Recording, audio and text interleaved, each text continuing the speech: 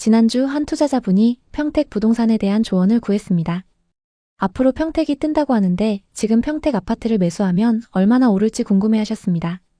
평택은 한때 부동산 시장의 중심지로 떠올랐습니다. 삼성전자의 반도체 벨트와 GTX 노선 연장 이슈로 아파트 가격이 급등하며 부르는 게 값이라는 말이 나올 정도였습니다. 하지만 불과 몇 년 만에 상황은 급변했습니다. 평택의 아파트 가격은 빠르게 하락하며 빚만 남은 현실을 보여주고 있습니다. 예를 들어 평택시 고덕동의 고덕국제신도시 8하고는 역에서 도보거리에 위치한 준신축 단지로 한때 높은 인기를 끌었습니다. 전용 면적 84타입의 경우 2021년 9월 최고가 9억 8천만 원에 거래되었고 심지어 1층도 같은 해 10월 9억 1,500만 원에 거래될 정도로 엄청나게 올랐습니다. 하지만 2025년 4월 지금 같은 면적의 아파트가 6억 3천만 원의 매물로 나오면서 최고가 대비 약 40% 하락했습니다. 24년 10월만 해도 6억 6천만 원 수준이었으니 몇 달 만에 3천만 원 추가 하락한 셈입니다. 더 놀라운 사례는 전용 면적 110타입입니다. 이 면적은 2021년 10월 13억 원에 거래되었지만 2025년 3월 7억 8천만 원에 거래되며 5억 이상 하락했습니다. 이는 전용 71타입 한 채를 사고도 돈이 남을 정도의 하락폭입니다. 2021년, 2022년의 부동산 투기 열풍이 얼마나 심했는지 그리고 그 후폭풍이 얼마나 큰지를 명확히 보여줍니다. 평택 부동산 시장의 급락은 여러 요인이 복합적으로 작용한 결과입니다. 주요 원인을 분석해 보겠습니다. 평택은 삼성전자의 반도체 캠퍼스를 중심으로 한 반도체 벨트의 핵심 지역으로 부동산 시장이 삼성의 영향력에 크게 좌우됩니다. 하지만 최근 반도체 산업의 글로벌 불황으로 삼성전자의 주가가 하락하고 평택 캠퍼스의 일부 건설 및 설비 가동이 지연되면서 지역 경제에 악영향을 미쳤습니다. 삼성 위기론이 대두되며 투자 심리가 위축되었고 이는 아파트 가격 하락으로 이어졌습니다. 평택의 가장 큰 문제는 공급 과잉입니다. 부동산 개발은 호재가 있을 때 집중적으로 이루어지지만 수요를 초과하는 공급은 필연적으로 가격 하락을 가져옵니다. 평택은 지난 10년간 아파트 공급이 기하급수적으로 증가했습니다. 2020년부터 2024년까지 4년간 약 3만 5천 가구가 공급됐습니다. 특히 2025년 기준 경기도의 미분양 물량은 13,000가구로 이 중 평택이 약 5,868가구를 차지했습니다. 평택의 연간 적정 공급량은 약 3,000가구로 추정되는데 이를 훨씬 초과하는 공급이 이루어지며 수요와 공급의 불균형이 심화되었습니다. 전국적인 부동산 시장 위축도 평택의 하락을 가속화했습니다. 2021년, 2022년의 부동산 투기 열풍은 대출 규제 완화와 저금리 환경에서 비롯되었지만 이후 금리 인상과 대출 규제 강화로 시장이 급격히 냉각되었습니다. 평택은 이러한 경제 변화에 민감하게 반응하며 가격 조정이 빠르게 이루어졌습니다. 평택의 주요 아파트 단지를 통해 하락 추세를 구체적으로 살펴보겠습니다. 지제역 더샵 센트럴시티는 지제역에서 도보 5분 거리의 초역세권 아파트로 GTX 개통의 수혜를 기대하며 높은 인기를 끌었습니다. 전용 84타입은 GTX 연장 발표 당시 호가가 11억까지 치솟았지만 실제 최고가 거래는 9억이었습니다. 2025년 3월에는 7억 6,500만 원에 거래되며 최고가 대비 약 15% 하락했습니다. 지제역 초역세권이라는 입지 덕분에 상대적으로 가격 방어가 잘 되는 단지로 평가됩니다. 다음은 더샵 지제역 센트럴파크입니다. 지제역에서 약 1.5km 거리에 위치한 더샵 지제역 센트럴파크는 전용 84타입이 2025년 4월 4억 9,500만 원에 거래되었습니다. 최고가는 2021년 9월 7억 4,700만 원으로 약 40% 하락한 셈입니다. 이 단지는 역세권에서 다소 떨어진 입지로 인해 하락폭이 더 큰 상황입니다. 평택의 다른 인기 단지들도 비슷한 하락세를 보입니다. 평균을 내보면 최고가 대비 40% 하락한 상황입니다. 특히 도심에서 먼 택지지구의 아파트는 40% 이상 하락한 경우도 많습니다. 평택 부동산 시장의 현 상황을 고려할 때 서두르지 않는 투자 전략이 필요합니다. 현재 평택은 공급 과잉 상태입니다. 미분양이 해소되고 수요가 공급을 따라잡을 때까지 기다리는 것이 안전합니다. GTX는 2028년 개통을 목표로 하지만 평택은 최초 설계에 포함되지 않아 지연 가능성이 큽니다. 반도체 산업의 회복 여부도 주요 변수입니다. 하락기에는 급매물이 좋은 기회일 수 있습니다. 하지만 단지별, 입지별 차이를 면밀히 분석해야 합니다. 평택 부동산 시장의 단기 전망은 밝지 않습니다. 공급 과잉, 반도체 산업의 불확실성, 전국적인 부동산 시장 위축이 겹치며 당분간 가격 상승은 어려워 보입니다. 또 2025년부터 2027년까지 추가로 많은 신축 공급이 예정되어 있어서 공급 압박이 지속될 전망입니다. 다만 장기적으로는 희망이 있습니다. 삼성전자의 반도체 사업이 회복되고 GTX 노선이 안정적으로 운영되며 평택 인구가 70만 명 수준으로 증가한다면 주택 수요가 살아날 가능성이 있습니다. 현재 평택 인구는 약 60만 명으로 수요를 받쳐주기에는 아직 부족한 수준입니다. 평택 부동산 시장은 2021년의 부동산 투기 열풍 이후 급락으로 이어지며 부동산 투자의 위험성을 다시 한번 보여줍니다. 공급 과잉과 산업 불황으로 하락세가 지속되는 지금 투자자들은 신중한 접근이 필요합니다. 급매물을 활용한 저가 매수는 매력적일 수 있지만 수급 균형과 호재 시기를 자세히 검토해야 합니다. 평택 부동산은 단기적인 호재나 뉴스에 가격이 많이 휘둘리고 있습니다. 평택의 하락 사례는 홍보성 광고와 가짜 뉴스를 구분하고 시장의 흐름을 분석하는 것이 얼마나 중요한지를 보여줍니다. 서두르지 않고 시장의 흐름을 읽는 사람이 결국 투자로 성공하는 법입니다. 평택 부동산에 관심 있는 분들에게 도움이 됐으면 좋겠네요. 오늘도 영상 봐주셔서 감사합니다. 항상 여러분의 성공적인 투자를 응원하겠습니다. 오늘 영상이 도움되셨다면 구독, 좋아요 부탁드립니다. 감사합니다. 제주도는 한때 외지인 투자와 이주 열풍으로 부동산 시장의 중심지로 각광받았으나 최근 미분양 주택과 가격 하락으로 심각한 위기를 맞고 있습니다. 높은 분양가와 외지인 수요 감소로 인해 부동산 시장은 침체를 벗어나지 못하고 있으며 실제 하락 사례가 속출하고 있습니다. 제주도 부동산 시장의 침체는 여러 구체적인 사례를 통해 확인할 수 있습니다. 다음은 최근의 대표적인 하락 사례들입니다. 한경면에 위치한 입주 4년차 아파트는 2025년 기준 48가구가 공실로 남아 있습니다. 총 99가구 중 거의 절반 가까운 수준인데요. 이 단지는 2021년 분양 당시 전용 84타입 기준 7억대의 고분양가로 외지인 투자자들을 끌어들였으나 고금리와 수요 감소로 인해 매매와 임대 모두 어려움을 겪고 있습니다. 현재 해당 단지의 매매가는 분양가 대비 약 20-30% 하락한 5억대에 거래되고 있습니다. 또 2025년 2월 입주를 시작한 에어릅의 한 아파트는 전체 세대의 60%가 비어있는 상태입니다. 이 단지의 분양가는 전용 84타입 기준 8억에 달했으나 현재 매물은 6억대까지 하락했음에도 거래가 거의 이루어지지 않고 있습니다. 외지인 세컨드하우스 수요를 기대했으나 투자 심리 위축으로 공실률이 치솟은 대표적인 사례입니다. 서귀포의 상황도 비슷한데요. 대정읍은 제주 영어교육도시와 가까워 한때 외지인 투자로 호황을 누렸습니다. 하지만 2023년 이후 거래가 급감하며 2021년 10억대에 분양된 타운하우스가 현재 6-7억대의 매물로 나와 있습니다. 일부 급매물은 분양가 대비 40% 이상 하락한 가격의 매물로 나와 있으나 여전히 매수자를 찾기 어려운 상황입니다. 제주공항과 인접해 있는 노영동의 아파트 전용 84타입은 2021년 6억 7천만 원의 신고가를 기록했으나 2025년 현재는 5억 2천만 원에 거래되며 1억 5천만 원 하락했습니다. 이 단지는 비규제 지역으로 외지인 투자가 활발했지만 최근에 매수 문의가 줄며 가격 방어가 어려워지고 있습니다. 이러한 사례들은 제주도 부동산 시장이 과거의 과열에서 벗어나 급격한 조정 국면에 접어들었음을 보여줍니다. 특히 고분양가로 공급된 신규 아파트와 타운하우스는 외지인 수요 감소로 인해 가격 하락과 공실 문제에 직면하고 있습니다. 2025년 4월 기준 제주도의 준공후 미분양 주택은 1227가구로 집계되었습니다. 이는 제주도 전체 미분양 주택 2485가구의 약 49.4%에 해당하며 전국 악성 미분양 주택의 10% 이상을 차지합니다. 이는 부산, 전남, 대구 등 다른 지역을 상회하는 비율로 제주도가 미분양의 중심지로 떠오르고 있음을 보여줍니다. 미분양은 특정 지역에 집중되어 있습니다. 에어릅, 조천읍, 한경면, 대정읍, 안덕면 등은 전체 미분양의 약 69%를 차지합니다. 또한 공실 문제도 심각합니다. 예를 들어 한경면의 입주 4년차 아파트는 현재 절반 가까이 빈집으로 남아있으며 에어릅의 신축 아파트는 공실률이 60%를 넘습니다. 외지인 수요 감소는 제주도 부동산 시장 침체의 핵심 요인입니다. 2021년 외지인 아파트 매수 거래량은 1117건으로 최고치를 기록했으나 2023년 361건, 2024년 211건으로 급감했습니다. 고금리와 부동산 불경기로 세컨드하우스 및 투자 수요가 얼어붙은 결과입니다.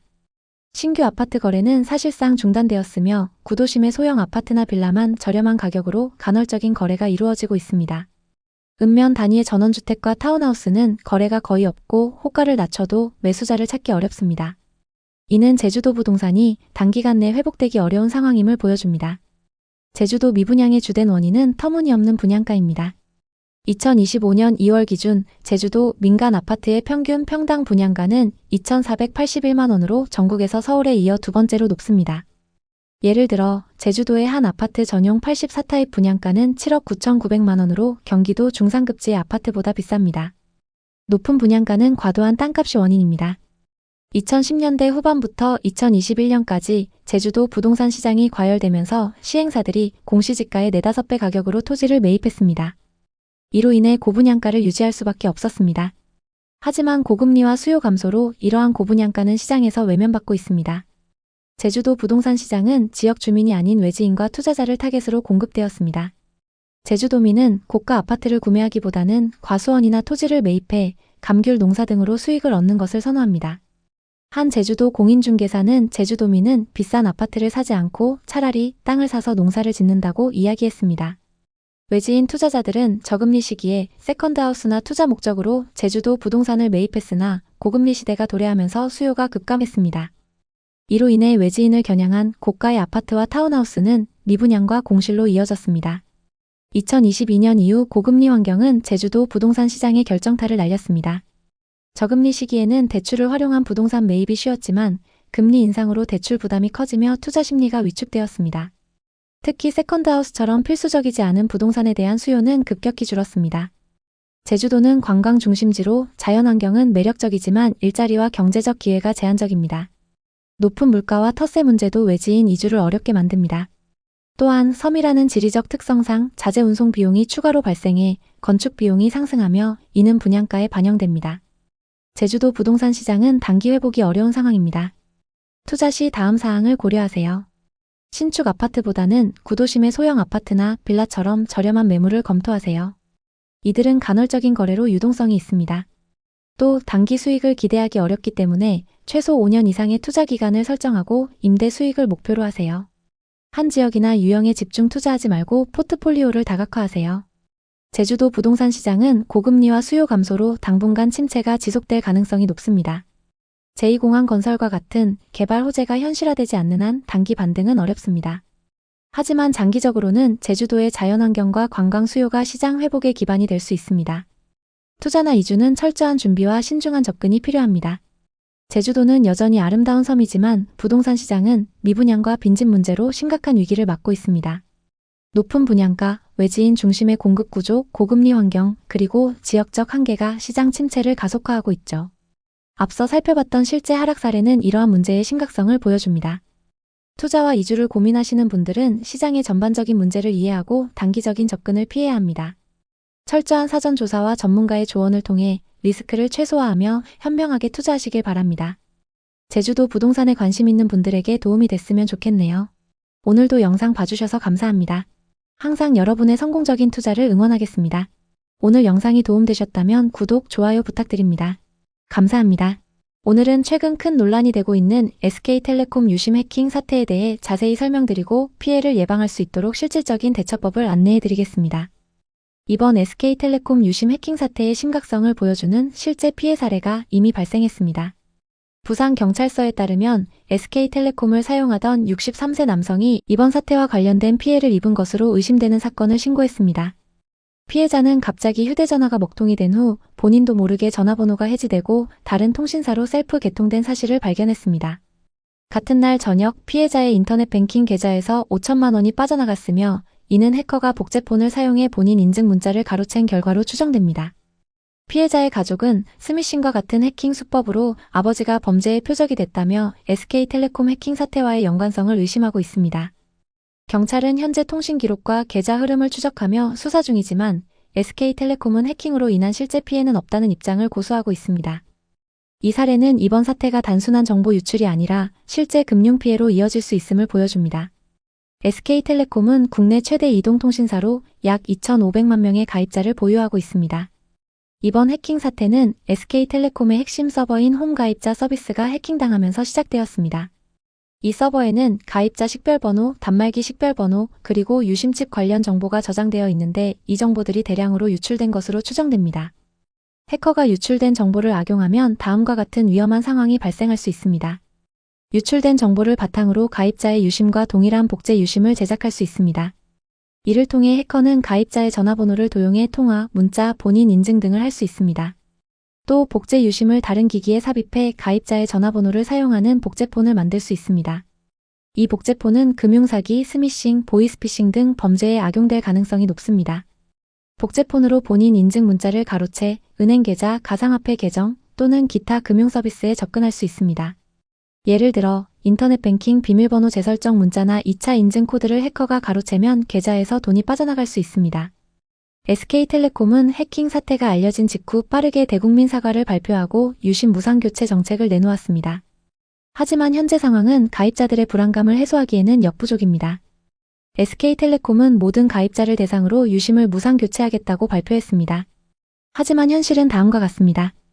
SK텔레콤은 현재 약 100만 개의 유심을 보유하고 있으며 5월 말까지 500만 개를 추가 확보할 계획입니다.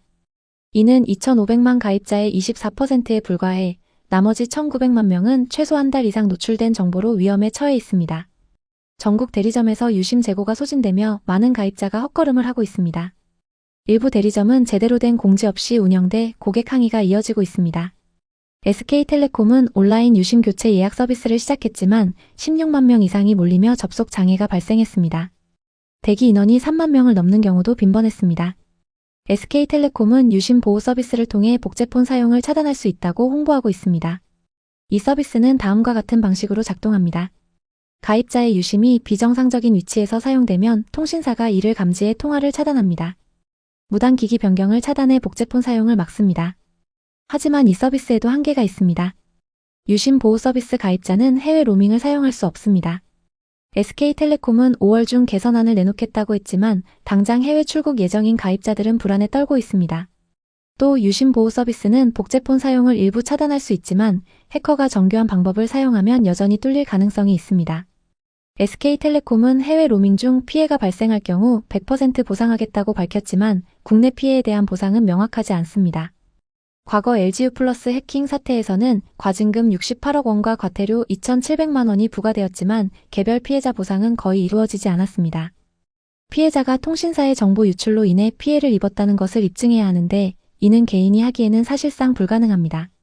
이번 해킹 사태는 규모와 위험성 면에서 과거와는 차원이 다릅니다. 유출된 정보는 단순한 전화번호나 이름이 아니라 유심칩의 고유 식별 정보와 단말기 정보까지 포함합니다. 이 정보들은 복제 유심을 제작하거나 복제폰을 만드는 데 직접적으로 사용될 수 있습니다. 예를 들어 해커가 복제 유심으로 본인 인증 문자를 가로채면 은행 계좌, 카카오페이, 토스 등 금융 앱에 접근할 수 있습니다. 또 복제폰은 피해자의 전화번호로 발신 수신이 가능해 스미싱 문자나 보이스피싱 전화를 보내는 데 악용될 수 있습니다. 금융 피해로 이어지기까지는 은행의 2차 인증이 추가 방어선 역할을 하지만 해커가 본인 인증 문자를 가로채면 이 방어선도 무력화될 수 있습니다. 특히 비밀번호 재설정 과정에서 SMS 인증을 사용하는 서비스는 취약합니다. 우리나라 개인정보보호법은 기업에 대한 처벌이 있지만 피해자 보상에 대한 규정은 미흡합니다. SK텔레콤은 법적 책임을 최소화하기 위해 빠르게 사과하고 유심 교체를 제안했지만 실제 피해가 발생하면 보상을 받기 어려운 구조입니다. 유심 교체가 최선의 해결책이지만 재고 부족과 대리점 혼란으로 당장 교체가 어려운 상황입니다. 따라서 다음의 3가지 조치를 즉시 실행해 피해를 최소화하세요. 1. 유심 보호 서비스 신청. SK텔레콤 앱에 접속해 검색창에 유심을 입력하면 유심 보호 서비스가 나옵니다. 이를 신청하면 무단 기기 변경과 비정상적인 위치에서의 사용을 차단할 수 있습니다. 앱 접속이 어려울 경우 페이지 새로 고침을 하지 말고 대기하세요.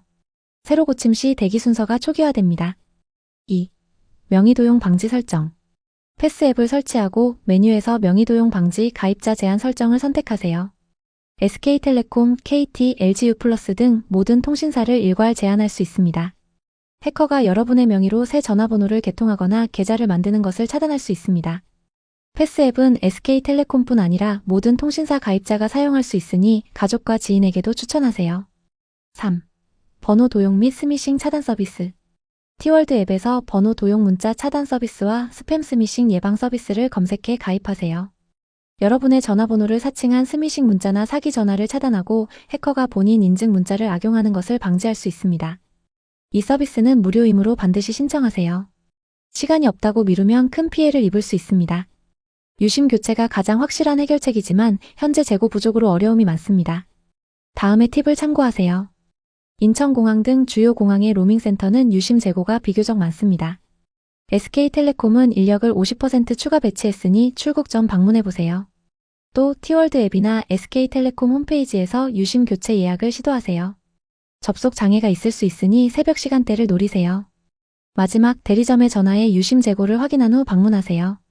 재고가 없으면 헛걸음할 가능성이 높습니다. SK텔레콤 사태로 인해 KT나 LGU+로 변경을 고려하는 분들이 많습니다. 하지만 다른 통신사도 해킹 위험에서 자유롭지 않습니다. 2023년 LGU+ 해킹 사태와 같은 사례가 이를 보여줍니다. 따라서 통신사를 바꾸는 대신 앞서 설명한 예방 조치를 모든 통신사 가입자가 실행하는 것이 중요합니다. 이번 사태는 개인정보 유출의 심각성을 다시 한번 보여줍니다. SK텔레콤은 5월 말까지 유심 500만 개를 추가 확보하고 유심 보호 서비스를 개선하겠다고 밝혔지만 완전한 해결까지는 시간이 걸릴 것입니다. 또한 개인정보보호법의 허점과 피해자 보상의 어려움은 여전히 해결되지 않은 과제입니다. 기술은 우리의 삶을 편리하게 하지만 그만큼 새로운 위협도 가져옵니다. 해커들은 최신 기술을 악용해 점점 정교한 사기를 벌이고 있습니다. 따라서 우리는 항상 경각심을 갖고 다음과 같은 자세를 유지해야 합니다. 앞서 설명한 유심 보호 서비스, 명의 도용 방지, 번호 도용 차단을 지금 바로 실행하세요. 그리고 뉴스나 공식 통신사 공지를 통해 최신 정보를 확인하고 피싱 문자에 속지 마세요. 또 부모님, 조부모님 등 디지털에 익숙하지 않은 가족에게도 이번 사태와 대처법을 알려주세요. SK텔레콤 유심 해킹 사태는 단순한 통신사 문제가 아니라 우리의 금융과 개인정보를 위협하는 심각한 사건입니다. 유심 교체가 최선이지만 재고 부족으로 어려운 지금 여러분이 할 수 있는 최선의 조치는 유심 보호 서비스, 명의 도용 방지 설정, 번호 도용 차단 서비스를 신청하는 것입니다. 이 세 가지는 무료이며 5분 안에 설정할 수 있습니다.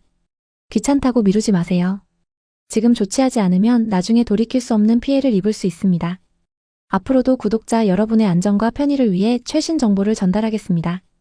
이 영상을 보신 후 즉시 T월드 앱과 패스 앱을 열어 설정을 변경하시고 가족과 지인에게도 공유해주세요. 여러분의 안전이 최우선입니다. 다음 영상에서 또 만나요. 2019년 무렵 교통개발 호재와 초고층 아파트 개발들로 강원도의 집값은 조금씩 들썩이기 시작했습니다. 특히 강원도 중에서도 원주나 춘천은 매매와 전세 가격의 차이인 갭이 저렴해서 사실상 자기 돈을 거의 투자하지 않고도 집을 살 수 있었죠. 또 요즘 춘천이나 원주는 서울과의 시간적 거리가 가까워지면서 투자처로 각광받았습니다. 그만큼 집값 상승세도 엄청났는데요. 실제로 춘천 온이동에 자리 잡은 롯데캐슬 스카이클래스는 2015년 입주한 단지로 대형 평형과 브랜드 가치 덕분에 지역 내에서 최고가를 기록했습니다. 전용 154타입이 10억 9천만 원에 거래되며 춘천 아파트 시장에 정점을 찍었죠. 이 거래는 춘천에서도 드문 10억대 거래로 지역 부동산 시장에 화제가 되었습니다. 2025년 4월에도 같은 평형의 중층이 9억 5천만 원에 거래되며 아직도 높은 시세를 자랑하고 있습니다. 또 원주에 위치한 원주 더샵 센트럴파크 1단지는 2021년 입주한 신축 아파트로 브랜드 파워와 쾌적한 환경 덕분에 지역 내 최고가를 기록했습니다. 이 단지의 전용 84타입은 2021년 7월 5억 8천만 원에 거래되었습니다. 고층 뷰에 신축 프리미엄이 더해진 가격이었죠. 당시 원주는 외지인 갭 투자도 활발했고 지금 안 사면 늦는다는 분위기가 팽배했습니다. 2025년 4월에는 같은 평형의 중층 아파트가 4억 4,500만 원에 거래되며 1억 4천만 원 하락했습니다. 최고가에 비해서 많이 떨어지긴 했지만 아직도 비싸다고 하시는 분들도 많습니다. 2020년부터 원주와 춘천을 중심으로 많은 부동산 회사들이 경쟁적으로 땅을 매입하고 아파트와 오피스텔을 지으며 시장을 과열시켰습니다. 당시에는 부동산을 구입하면 무조건 수익을 얻을 수 있을 것이라는 믿음이 강했습니다. 이러한 기대감 속에서 부동산 회사들은 막대한 대출을 받아 땅을 사들였고 땅값은 단기간에 급격히 상승했습니다.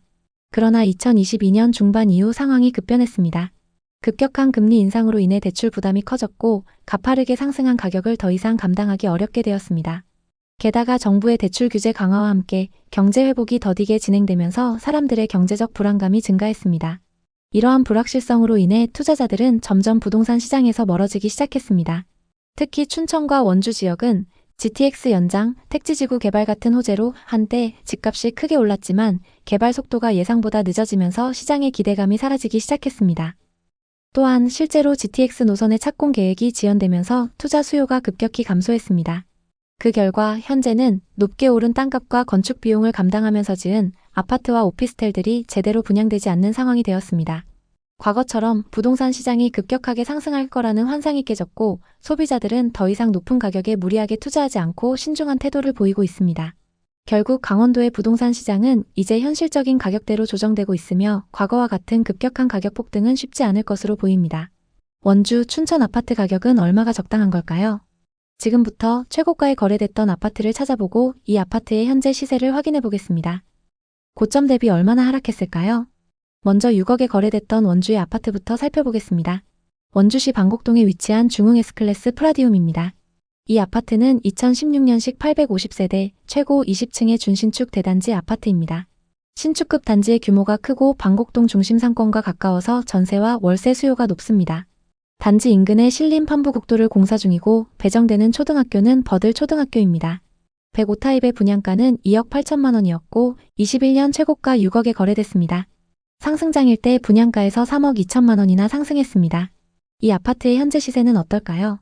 최근 6층 매물이 4억 4,500만 원에 거래되면서 고점 대비 26% 하락했는데요. 이 정도로 하락한 이유가 뭘까요? 최고가에 계약된 매물은 210동 1903호이고 105타입입니다. 매매가 6억에 거래됐는데요. 인천 청라에 거주하는 60대 투자자가 상승장 끝물에 매수했습니다. 6억에 거래됐던 매물과 최근 4억 4,500만 원에 거래된 매물은 같은 타입 매물입니다. 다만 각각 6층과 19층으로 층수가 꽤 차이 납니다. 두 거래로만 보면 26% 하락하긴 했지만 19층과 6층 매물을 비교하기에는 조금 무리가 있습니다. 동일한 층수 기준으로 얼마나 빠졌는지 확인해 보겠습니다. 최근 19층 매물 거래 이력이 없기 때문에 현재 매물로 나와 있는 호가 시세로 비교해 보겠습니다. 105타입 209동 18층 매물이 5억 4천만 원에 나와 있습니다. 최고가 6억 대비 6천만 원가량 저렴하게 나와 있는데요. 얼마에 실거래될지 지켜보시면 좋을 것 같습니다. 다음은 춘천시 온이동에 위치한 아파트인 춘천 센트럴타워 푸르지오입니다. 신축 대단지인 만큼 전세 월세 수요가 높은데요. 2022년식 1175세대의 주상복합 단지입니다. 입주 시기가 상승장과 맞물리면서 엄청난 상승을 기록했습니다. 남춘천역과 시외버스 터미널이 가깝고 아울렛과 롯데마트를 포함해서 상권 이용도 편리합니다. 84타입의 분양가는 평균 3억 6천만 원이었고 22년 최고가 8억 5천만 원에 거래됐습니다. 상승장일 때 분양가에서 5억이나 상승했습니다. 이 아파트의 현재 시세는 어떨까요? 최근 17층 매물이 5억 7천만 원에 거래되면서 고점 대비 2억 8천만 원이나 하락했는데요. 정말 이 정도로 많이 하락했을까요? 최고가에 계약된 매물은 104동 4302호이고 84타입입니다. 매매가 8억 5천만 원에 거래됐는데요. 서울에 거주하는 50대 투자자가 상승장 끝물에 매수했습니다. 이 아파트 84타입은 타입별로 금액 차이가 거의 안 나기 때문에 층수별 시세를 확인해 보겠습니다. 현재 호가 시세를 살펴보면 106동 고층 매물이 6억 3천만 원, 102동 40층 매물은 6억 8천만 원에 나와 있습니다. 고층 매물 기준 고점 대비 2억 정도 하락해 있는 상황입니다. 미분양 현황은 어떤지 살펴보겠습니다. 원주에는 24년 하반기 미분양 매물이 쌓였다가 점차 소진되고 있습니다. 현재는 1300세대의 미분양 매물이 누적되어 있습니다. 춘천에는 20년 이후 쭉 미분양 매물이 없었는데요. 최근 일부 증가하긴 했지만 적정 수준 이하입니다. 이렇게 누적된 미분양 매물이 적다는 건 지역 전체에 좋은 소식입니다. 그럼 공급은 어떨까요? 원주에는 2023년과 2024년 적정 수준의 신축 아파트가 공급됐습니다. 다만 25년 수요보다 3배 많은 아파트가 공급될 예정인데요. 현재 누적되어 있는 미분양 매물이 소진되려면 시간이 조금 걸릴 것 같습니다. 춘천에는 지금까지와 마찬가지로 적정 수준의 아파트가 공급될 예정입니다. 다만 27년과 28년의 공급이 많이 부족한데요. 그만큼 신축 아파트가 귀해지면서 빠른 시일 내에 가격이 상승할 가능성이 있습니다. 전세와 매매 가격 지수는 두 도시 모두 전세 지수가 눈에 띄는데요. 원주의 경우 매매 지수는 좀처럼 반등의 기미가 안 보이지만 전세 지수 상승폭이 커지고 있습니다.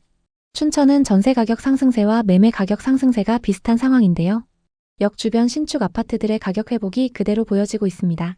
현재 지역 전반적인 분위기는 좋지 않지만 원주와 춘천 중에서도 역세권이나 도심 중심부의 아파트들은 전세 가격이 상승하면서 매매 가격도 저점을 다지고 있습니다. 또 요즘 춘천이나 원주는 서울과의 시간적 거리가 가까워지면서 아파트 값이 어느 정도 회복한 모습을 보이고 있는데요. 다만 단기적으로 급격한 상승을 기대하기는 어렵습니다. 공급 과잉으로 인한 미분양이 증가할 것이고 투자 수요 위축으로 인한 매수세도 부족합니다. 또 전세 시세도 받쳐주지 않기 때문에 갭 투자 수요도 늘어나기 어려운 상황입니다. 원주와 춘천 부동산은 단기적인 호재나 뉴스에 가격이 많이 휘둘리고 있습니다. 이 지역들의 하락 사례는 홍보성 광고와 가짜 뉴스를 구분하고 시장의 흐름을 분석하는 것이 얼마나 중요한지를 보여줍니다. 결론적으로 강원도 원주와 춘천의 부동산 시장은 당분간 하락이나 보합세를 이어갈 가능성이 크기 때문에 시장 변화가 나타나는 시점을 차분히 기다리는 것이 좋을 것 같습니다. 원주와 춘천 부동산에 관심 있는 분들에게 도움이 됐으면 좋겠네요. 오늘도 영상 봐주셔서 감사합니다. 항상 여러분의 성공적인 투자를 응원하겠습니다. 오늘 영상이 도움되셨다면 구독, 좋아요 부탁드립니다. 감사합니다. 2010년대 초중반 용인은 전국에서 미분양 매물이 가장 많이 쌓인 지역이었습니다. 당시 용인은 구도심을 넘어 수지구, 기흥구, 처인구 등에서 대규모 신도시와 택지지구 개발이 활발히 진행되었죠. 죽전, 보정, 마북, 구성 등 새로운 주거지가 빠르게 형성되었지만 문제는 수요였습니다. 서울과 비교적 가까운 입지에도 불구하고 당시 용인은 교통 인프라와 생활 편의시설이 부족해 실수요자들에게 큰 매력을 주지 못했습니다. 하지만 2019년부터 상황이 바뀌기 시작했습니다. 부동산 상승장이 본격화되면서 서울 집값이 천정부지로 치솟았고 이에 따라 수도권 내에서 접근성이 좋은 지역으로 수요가 확산되었습니다. 용인은 분당선과 신분당선이라는 교통망을 이미 보유하고 있었고 수지구는 분당과 비슷한 학군과 상권을 형성하며 주목받았습니다. 기흥구는 수원 영통 및 광교와의 연계, 처인구는 동탄과 평택 방향으로의 확장 가능성을 보이며 점차 매력을 더해갔습니다. 이 시기에는 지금 안 사면 벼락거지가 된다며 영끌로 아파트를 매수하는 사례가 크게 늘었고 갭투자 비율도 역대 최고치를 기록했습니다. 실제로 용인의 분양권과 신축 아파트는 불과 한두 달 사이에 1억, 2억씩 오르는 경우가 많았습니다. 기흥구의 한 아파트는 분양가가 4억대였는데 12억까지 거래되면서 분양가에서 8억 이상 상승하기도 했습니다. 하지만 2022년에 들어 본격적으로 금리를 올리면서 부동산 시장에 적색불이 들어왔습니다. 그 결과 대출에 크게 의존하던 부동산 매수세가 급속도로 식기 시작했습니다. 또 전세가도 같이 하락하면서 갭투자 수요도 같이 줄었습니다. 용인도 예외는 아니었습니다. 한때 10억 넘게 거래되던 아파트가 6억대로 내려오고 매물이 쌓여도 사겠다는 사람이 없었습니다. 반토막에 가까운 하락을 보고 이제 용인은 끝난 것 아니냐는 전망이 흘러나왔고 실제로 고점 매수자 중에는 이자 부담을 이기지 못해 경매를 당하거나 큰 손실을 본 분들도 많았습니다. 엄청난 하락을 겪은 용인. 그렇다면 지금 용인 부동산 시장에 들어가는 건 어떨까요? 지금 용인은 정확히 어떤 상황인지, 가장 많이 하락한 아파트는 어디인지, 또 얼마나 하락했는지 자세히 살펴보겠습니다. 최근 용인 수지에서 가장 많이 하락한 아파트는 성복역 롯데캐슬 골드타운입니다. 최고가 대비 2억 5천만 원 하락했는데요. 신분당선 성복역 초역세권에 위치한 아파트로 84타입 분양가가 5억 3천만 원이었습니다. 그랬던 아파트가 상승장에서 14억 9,500만 원까지 거래되면서 분양가 대비 9억 6천만 원가량 상승했습니다. 현재 시세는 어떨까요? 용인 부동산은 반도체 산업단지 개발과 광역철도 개통, 그리고 역세권 개발 호재들로 크게 상승했습니다. 호재가 많았기 때문에 투자자들이 몰리면서 서울만큼 가격이 올랐는데요. 하지만 지금은 분위기가 많이 달라졌습니다. 상승기 가격에 비해 30%까지 빠진 곳도 있습니다. 지금이 적정 가격일까요? 많은 분들이 투자했던 용인 부동산. 특히 상승장 막바지에 거래량이 높았는데요. 투자 경험이 적은 20대, 30대가 최고가에 영끌한 사례도 많이 있습니다. 그런데 지금은 신축 아파트들도 하락하고 있는 상황인데요. 투자자들이 손해를 보면서 내놓고 있고 거래도 많이 줄었습니다. 계속적으로 매물을 내놓으면서 거래 가격보다 저렴한 호가 매물이 쌓이고 있습니다. 오늘은 용인의 부동산 시장 분위기를 살펴보고 현재 시세가 적당한지 아니면 더 떨어질지 분석해 보겠습니다. 그리고 영상 후반부에는 용인 아파트 중에서 가성비 좋은 급매물을 담아봤습니다. 용인의 아파트를 고민하고 계신다면 오늘 영상 끝까지 시청해주세요. 먼저 최고가에 거래됐던 아파트를 찾아보고 이 아파트의 현재 시세를 확인해 보겠습니다. 고점 대비 얼마나 하락했을까요? 첫 번째 단지는 수지구 성복동에 위치한 버들치마을 성복자이 2차입니다. 이 아파트는 2010년식 783세대, 주차 대수는 세대당 2.2대입니다. 용인 서울고속도로 인근에 위치하고 있어서 서울 출퇴근이 편리합니다. 버들치마을 단지들과 함께 대규모 주거타운을 형성하고 있고 배정되는 초등학교는 성서초등학교입니다. 2021년 전용 124타입 매물이 최고가 11억 3천만 원에 거래됐습니다. 2019년 말 가격은 6억 6천만 원이었고 2년 만에 4억 7천만 원 상승했습니다. 현재 시세는 어떨까요? 최근 5층 매물이 8억 1천만 원에 거래되면서 3억 2천만 원이나 하락했습니다. 2021년 거래 내역을 보면 213동 1102호 매물이 최고가에 거래됐는데요. 용인에 거주하는 투자자가 상승장 끝물에 매수했습니다. 상승기 때 11층 매물이 최고가 11억 3천만 원에 거래됐고 최근 5층 매물이 8억 1천만 원에 거래됐습니다. 무려 3억 2천만 원이나 하락했습니다. 현재 매물로 나와 있는 호가 시세를 확인해 보겠습니다. 저층 매물이 8억 2천만 원, 11층 매물은 8억 8천만 원에 나와 있습니다. 최고가에 거래됐던 매물과 같은 층 매물이 2억 5천만 원 저렴하게 나와 있는 상황입니다. 다음은 수지구 성복동에 위치한 성복역 롯데캐슬 골드타운입니다. 단지 바로 앞에 신분당선 성복역이 위치하고 있어서 대중교통 이용이 편리합니다.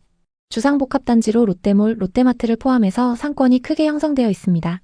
전용 84타입 매물이 21년 최고가 14억 9,500만 원에 거래됐습니다. 84타입 분양가는 5억 3천만 원이었고 상승장일 때 여기서 9억 6천만 원이나 상승했습니다. 현재 시세는 어떨까요?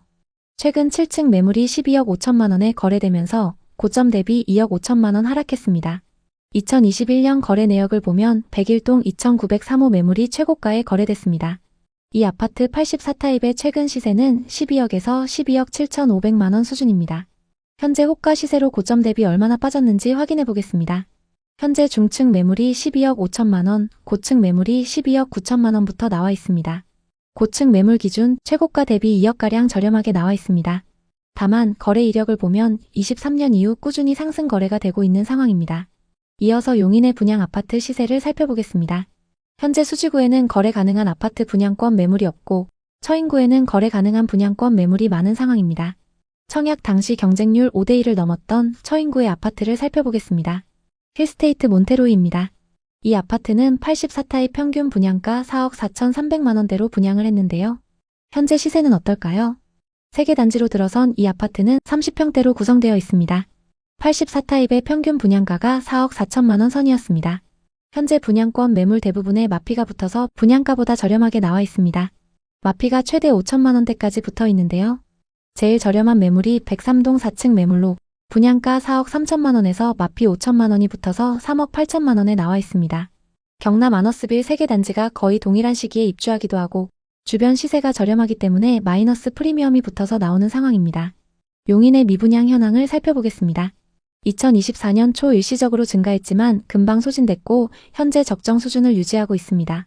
일부 남아있는 미분양 매물은 기흥구와 처인구에 위치한 아파트들입니다. 용인의 공급 물량을 살펴보면 2023년과 24년 공급이 많았습니다. 특히 24년에는 수요보다 2배 많은 신축 아파트가 공급됐는데요. 공급 물량은 처인구에 집중되어 있습니다. 수지구의 가격 지수를 살펴보면 전세 가격의 상승세가 엄청나고 매매 지수도 상승 전환했습니다. 기흥구는 수지구에 비해서는 상승폭이 적지만 역시 상승세를 이어가고 있습니다. 처인구의 분위기는 좀 다른데요. 기흥, 수지와는 다르게 하락세가 계속되고 있습니다. 앞으로 공급도 많고 마피 분양권도 많이 쌓여있는 만큼 당분간 처인구에서 급격한 상승을 기대하기는 어렵습니다. 현재 서울이나 경기도 상급지처럼 회복세가 크진 않은 용인입니다. 다만 용인 중에서도 역세권, 도심 중심지에 위치한 곳들은 점차 상승세를 타고 있습니다. 특히 수지구의 신분당선 인근 신축 아파트들 가격 상승폭이 눈에 띄게 높아졌는데요. 용인시 아파트 가격은 여러 요인으로 인해 하락했지만 중장기적으로는 교통망 확충과 반도체 클러스터 조성 그리고 플랫폼시티 개발 등이 진행되면서 다시 주목받을 가능성이 있습니다. 단기적으로는 공급 과잉과 금리 부담으로 인해 추가 조정 가능성이 있지만 입지가 좋은 지역인 수지, 기흥, 구성 등 신규 개발 지역은 회복 속도가 빠를 수도 있습니다. 따라서 용인시 아파트를 고려하는 경우 입주 물량과 교통, 인프라 개발 상황을 꼼꼼히 확인하는 것이 중요합니다. 오늘도 영상 봐주셔서 감사합니다. 항상 여러분의 성공적인 투자를 응원하겠습니다. 오늘 영상이 도움되셨다면 구독, 좋아요 부탁드립니다. 감사합니다. 부산은 한때 지방의 최상급지라 불리며 가장 크게 상승했던 지역이었습니다. 저금리 시기에 투자처로 주목받으며 집값이 치솟았던 곳입니다. 서울 수도권의 강력한 규제로 많은 투자자들이 부산으로 몰려들었죠. 하지만 2025년 현재 부산 부동산 시장은 급락으로 패닉 상태입니다. 어떤 아파트는 최고가 대비 반토막이 됐고 대출을 과도하게 끌어샀던 분들은 눈앞이 캄캄한 상황입니다. 이게 대체 무슨 일일까요? 부산의 부동산 시장 분위기 그리고 앞으로의 전망을 함께 살펴보겠습니다. 부산의 집값은 급등과 급락을 반복했습니다. 대표적인 사례로 광안동의 준신축급 대단지 아파트 시세 변화를 살펴보겠습니다. 전용 면적 84타입 기준으로 가격 변화를 보면 정말 변동폭이 엄청납니다. 2019년 말 8억 초반 하던 아파트가 2021년 말에는 16억까지 올랐습니다. 하지만 최근 동일 타입 매물이 9억 중반까지 떨어지면서 6억 넘게 하락했는데요. 2년 만에 2배 가까이 올랐던 가격이 지금은 최고가 대비 6억가량 하락한 금액대에 거래되고 있습니다. 더 충격적인 사례도 있습니다. 부산의 상징적 초고층 아파트인 LCT와 두산 이브더 제니스는 최근 1, 2년 사이 최대 5억 이상 하락했습니다. 예를 들어 LCT의 경우 고점 대비 40% 가까이 가격이 떨어지며 매물이 쌓이고 있습니다. 이는 부산 부동산 시장의 수요와 투자 심리 위축을 보여줍니다. 2025년 4월 기준 부산의 미분양 아파트는 4,565가구로 전월 대비 증가했습니다.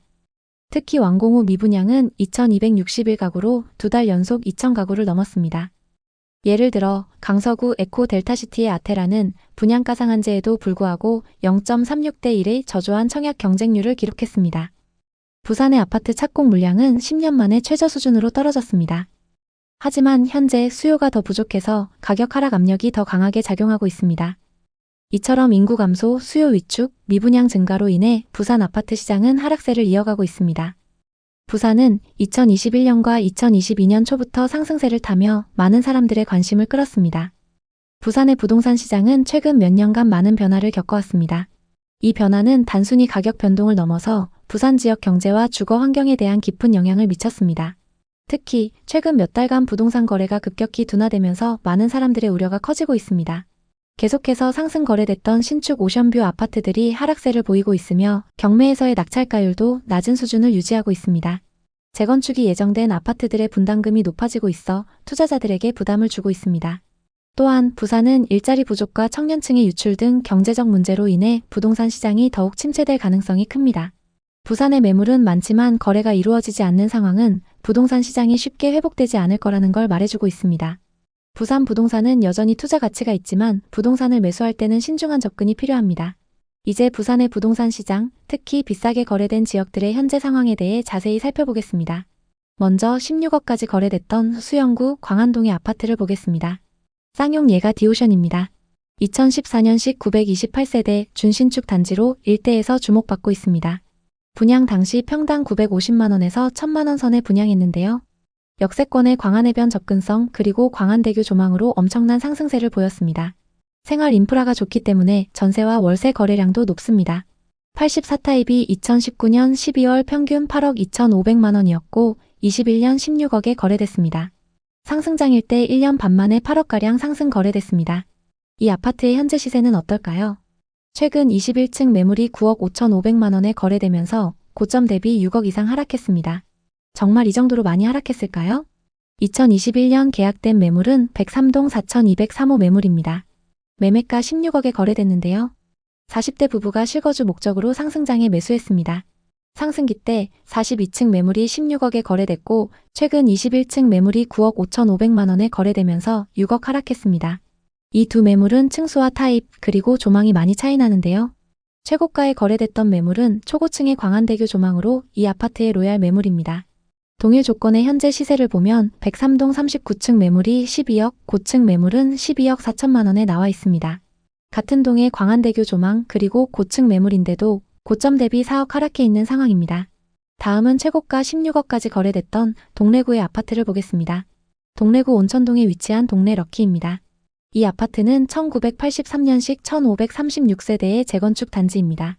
1호선 4호선 동래역 역세권에 롯데백화점과 마트가 가깝습니다. 대지 지분이 크기 때문에 상승장에서 많이 주목받았습니다. 부산의 많은 재건축 단지 중에서도 해안가 대장은 삼익비치, 내륙 대장은 동래 럭키라고 불리고 있습니다.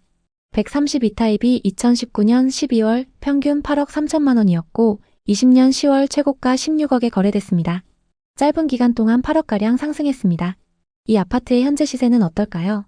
최근 7층 매물이 10억 5천만원에 거래되면서 고점 대비 5억 5천만원 하락했는데요. 공사비 이슈로 재건축 사업 분위기가 좋지 않기 때문에 하락세가 계속되고 있습니다. 2020년 거래된 매물은 20동 1107호입니다. 매매가 16억에 거래됐는데요. 연제구에 거주하는 40대 투자자가 상승장에 매수했습니다. 최고가에 거래됐던 매물은 20동 11층 매물이고 최근 하락 거래된 매물은 7층 매물입니다. 최고가 대비 34% 하락했는데요. 동일한 조건의 매물들이 얼마에 나오고 있는지 살펴보겠습니다. 동네 럭키 6동 6층 매물이 11억에 나와 있고 20동 12층 매물도 11억에 나와 있습니다. 매물을 12개 부동산에 내놨는데도 거래가 잘 안 되고 있는 상황입니다. 이 다음으로 여러분이 확인하셔야 되는 건 이 지역의 분양 아파트 시세입니다. 그럼 이제 부산의 분양 아파트 분위기를 살펴보겠습니다. 현재 부산에는 거래가 가능한 분양권 매물들이 많이 쌓여 있습니다. 현재 분양권 시세는 어떤지 살펴보겠습니다. 청약 당시 입지 대비 고분양가라는 평가로 미달을 기록했던 아파트를 보겠습니다. 84타입 평균 분양가 5억 9천만 원대로 분양을 했는데요. 현재 분양권 시세는 어떨까요? 부산 남구 우암동에 위치한 두산 위브더 제니스 오션시티입니다. 3,000세대가 넘는 대단지이고 26년 입주를 앞두고 있습니다. 인근의 다른 신축 아파트들도 많이 들어설 예정인데요.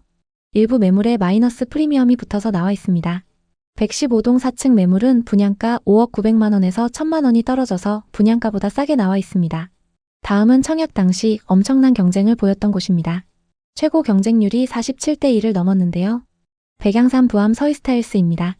25년 2월 8일부터 9일까지 사전 점검을 진행했고 곧 입주를 앞두고 있습니다. 입주가 다가오면서 마이너스 프리미엄이 붙은 매물이 많이 나오고 있는데요. 101동 3층 매물은 분양가 4억 7,600만 원에서 마피 3,400만 원이 붙어서 분양가보다 싸게 나와 있습니다. 미분양 현황은 어떤지 살펴보겠습니다. 부산에는 24년 초부터 미분양 매물이 쌓이기 시작했습니다. 조금씩 소진되고는 있지만 아직 5천여 세대의 미분양 매물이 누적되어 있습니다. 누적된 미분양 아파트를 검색해보면 기장과 강서구, 동래구, 그리고 금정구에 입주하는 단지들의 미분양 매물이 쌓인 걸 볼 수 있습니다. 미분양 매물이 많이 쌓여 있다는 건 지역 전체에 안 좋은 소식인데요. 그럼 공급은 어떨까요? 부산에는 2020년부터 4년간 많은 신축 아파트가 공급됐습니다. 미분양 매물이 증가했던 이유도 이것 때문인데요. 다만 24년부터 향후 몇 년 동안 계속 신축 공급이 적습니다. 신축 공급이 적기 때문에 지금 쌓여있는 미분양 매물은 입지가 괜찮은 곳들부터 순차적으로 소진될 걸로 보입니다. 전세와 매매 가격 지수는 하락세가 계속되고 있는데요. 매매 지수는 하락장 이후에도 하락세가 계속되고 있고 전세 지수도 좀처럼 상승 전환이 안 되고 있습니다. 부산 부동산에 대해선 서로 상반된 전망이 있습니다. 해운대는 서울 강남처럼 한정된 입지이니 꾸준히 오른다는 전망도 있고 인구가 줄어들고 경제가 죽어가는 와중에 무슨 수로 오르겠나라는 전망도 있습니다. 어느 쪽이든 미래를 100% 맞출 순 없지만 공통된 사실은 미분양이 많다는 것, 그리고 최근 몇 년 새 최고점 대비 30% 이상 하락했다는 점입니다. 분명 저점보다 소폭 반등하는 구간이 올 수도 있지만 그 폭이 예전처럼 높지 않을 가능성이 큽니다. 여러 전문가들이 얘기하듯 금리나 경기 그리고 부산시의 인구, 정책 방향을 종합적으로 봐야 합니다. 부산이든 다른 도시든 자신이 감당할 수 없는 대출로 뛰어들었다가는 후회할 가능성이 큽니다. 일단 지금 같은 시기에 적금을 하며 자금을 모으고 시장 흐름을 공부해보는 것이 훨씬 안전합니다. 나아가 집을 고를 때도 싸다고 다 좋은 게 아닙니다. 남들이 좋아하고 쉽게 사고팔 수 있는 지역과 단지를 노려야 황금성과 가치가 높습니다. 부산에 관심 있는 분들에게 도움이 됐으면 좋겠네요. 오늘도 영상 봐주셔서 감사합니다. 항상 여러분의 성공적인 투자를 응원하겠습니다. 오늘 영상이 도움되셨다면 구독, 좋아요 부탁드립니다. 감사합니다. 요즘 많은 분들이 평택 부동산에 관심을 갖고 계십니다. 지금 많이 떨어진 것 같은데 지금 평택 아파트를 사면 오를지 궁금해하시는데요. 여러분 생각은 어떠신가요? 평택은 한때 부동산 시장의 중심지로 떠올랐습니다. 삼성전자의 반도체 벨트와 GTX 노선 연장 이슈로 아파트 가격이 급등하며 부르는 게 값이라는 말이 나올 정도였습니다. 하지만 불과 몇 년 만에 상황은 급변했습니다. 평택의 아파트 가격은 빠르게 하락하며 빚만 남은 현실을 보여주고 있습니다. 예를 들어 평택시 고덕동의 고덕국제신도시 8하고는 역에서 도보거리에 위치한 준신축 단지로 한때 높은 인기를 끌었습니다. 전용 면적 84타입의 경우 2021년 9월 최고가 9억 8천만 원에 거래되었고 심지어 1층도 같은 해 10월 9억 1,500만 원에 거래될 정도로 엄청나게 올랐습니다. 하지만 2025년 4월 지금 같은 면적의 아파트가 6억 3천만 원의 매물로 나오면서 최고가 대비 약 40% 하락했습니다. 24년 10월만 해도 6억 6천만 원 수준이었으니 몇 달 만에 3천만 원 추가 하락한 셈입니다. 더 놀라운 사례는 전용 면적 110타입입니다. 이 면적은 2021년 10월 13억 원에 거래되었지만 2025년 3월 7억 8천만 원에 거래되며 5억 이상 하락했습니다. 이는 전용 71타입 한 채를 사고도 돈이 남을 정도의 하락폭입니다. 2021년, 2022년의 부동산 투기 열풍이 얼마나 심했는지 그리고 그 후폭풍이 얼마나 큰지를 명확히 보여줍니다. 평택 부동산 시장의 급락은 여러 요인이 복합적으로 작용한 결과입니다. 주요 원인을 분석해 보겠습니다. 평택은 삼성전자의 반도체 캠퍼스를 중심으로 한 반도체 벨트의 핵심 지역으로 부동산 시장이 삼성의 영향력에 크게 좌우됩니다. 하지만 최근 반도체 산업의 글로벌 불황으로 삼성전자의 주가가 하락하고 평택 캠퍼스의 일부 건설 및 설비 가동이 지연되면서 지역 경제에 악영향을 미쳤습니다. 삼성 위기론이 대두되며 투자 심리가 위축되었고 이는 아파트 가격 하락으로 이어졌습니다. 평택의 가장 큰 문제는 공급 과잉입니다.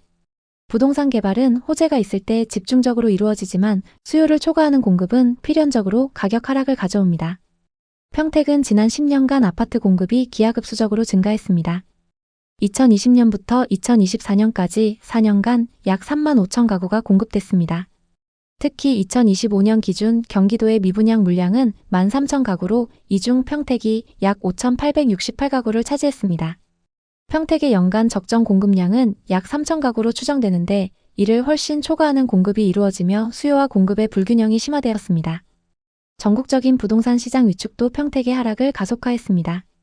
2021년, 2022년의 부동산 투기 열풍은 대출 규제 완화와 저금리 환경에서 비롯되었지만 이후 금리 인상과 대출 규제 강화로 시장이 급격히 냉각되었습니다. 평택은 이러한 경제 변화에 민감하게 반응하며 가격 조정이 빠르게 이루어졌습니다. 평택의 주요 아파트 단지를 통해 하락 추세를 구체적으로 살펴보겠습니다. 지제역 더샵 센트럴시티는 지제역에서 도보 5분 거리의 초역세권 아파트로 GTX 개통의 수혜를 기대하며 높은 인기를 끌었습니다.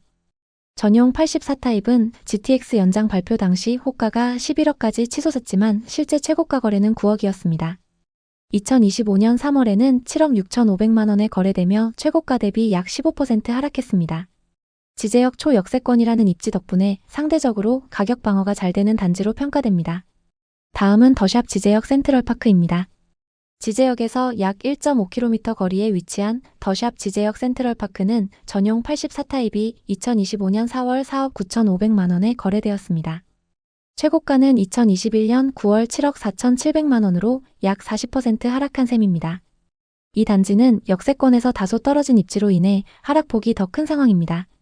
평택의 다른 인기 단지들도 비슷한 하락세를 보입니다.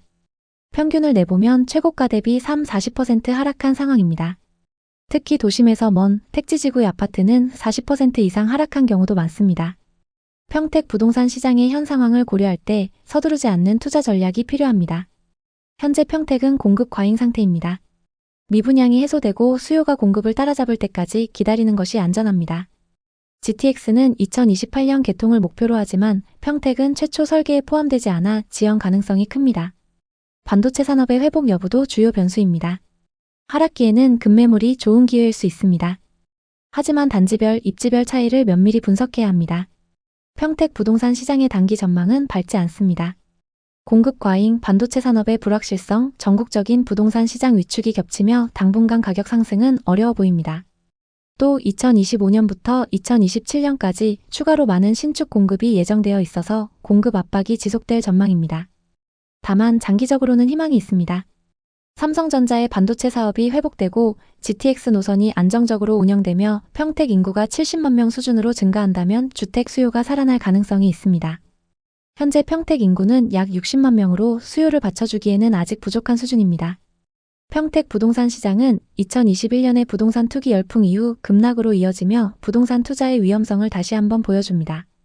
공급 과잉과 산업 불황으로 하락세가 지속되는 지금 투자자들은 신중한 접근이 필요합니다.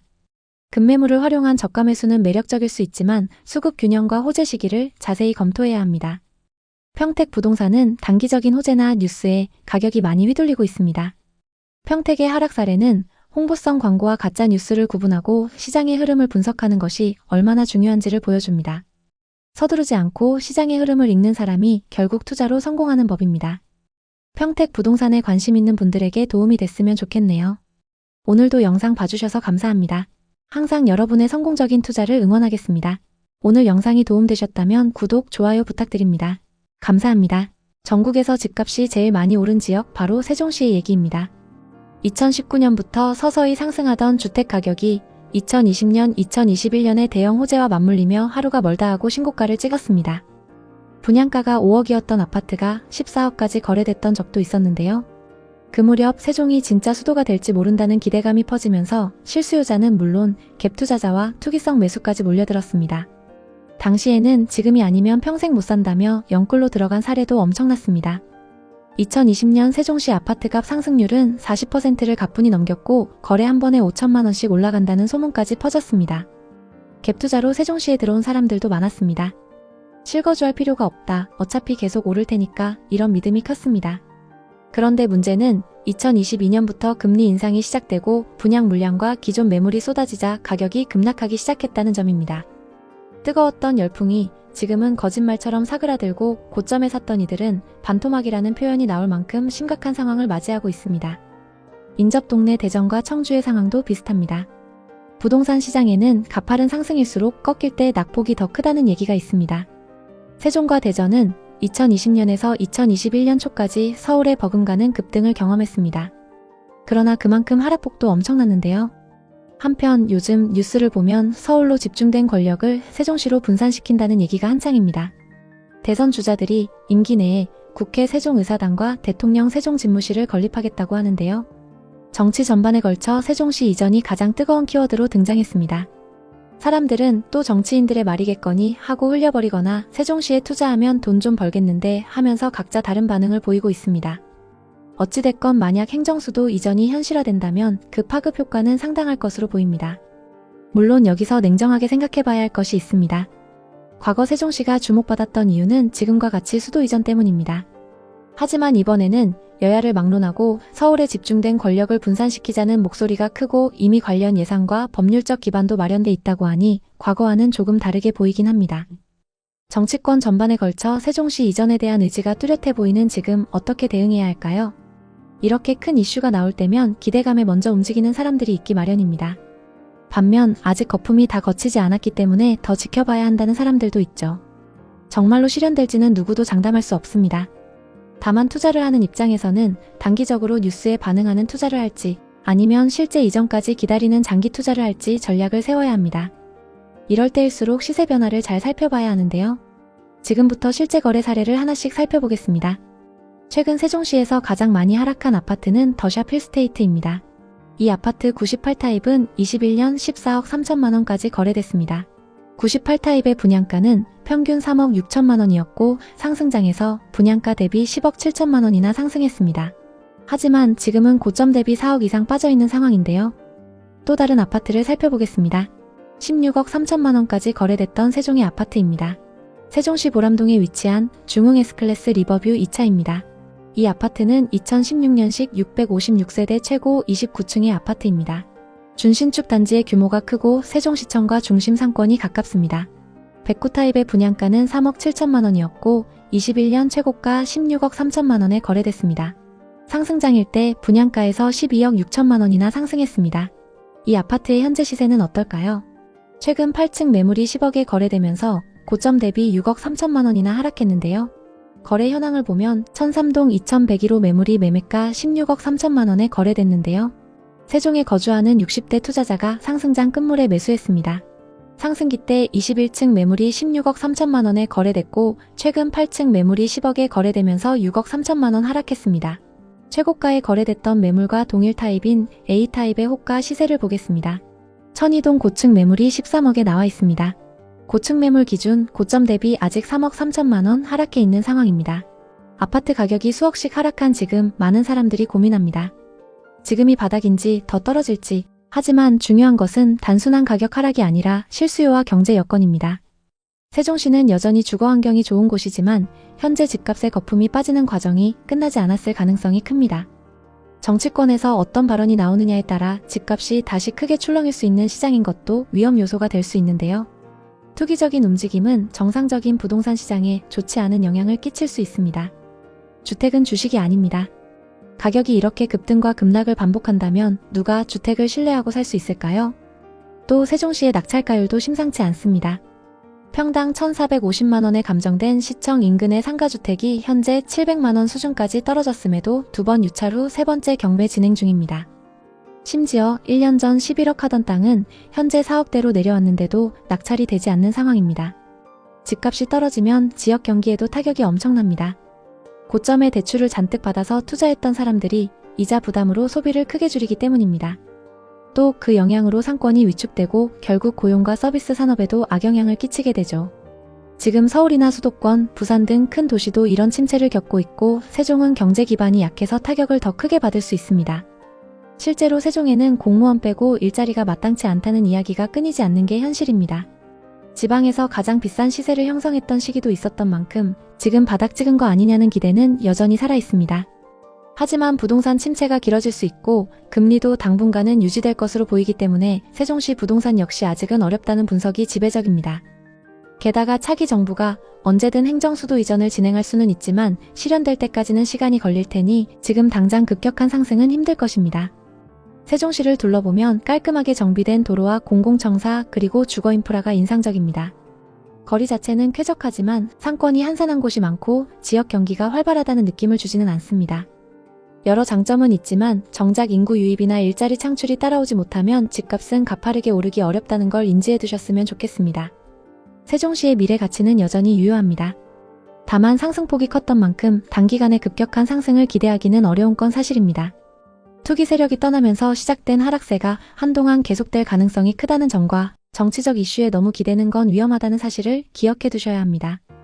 세종에 내려가 실제 거주할 계획이 있고 재정적으로도 무리하지 않게 감당할 수 있다면 노려볼만 하겠지만 단기 시세 차익을 기대하는 투자는 위험할 수 있습니다. 세종시 부동산에 관심 있는 분들에게 도움이 됐으면 좋겠네요. 오늘도 영상 봐주셔서 감사합니다. 항상 여러분의 성공적인 투자를 응원하겠습니다. 오늘 영상이 도움되셨다면 구독, 좋아요 부탁드립니다. 감사합니다.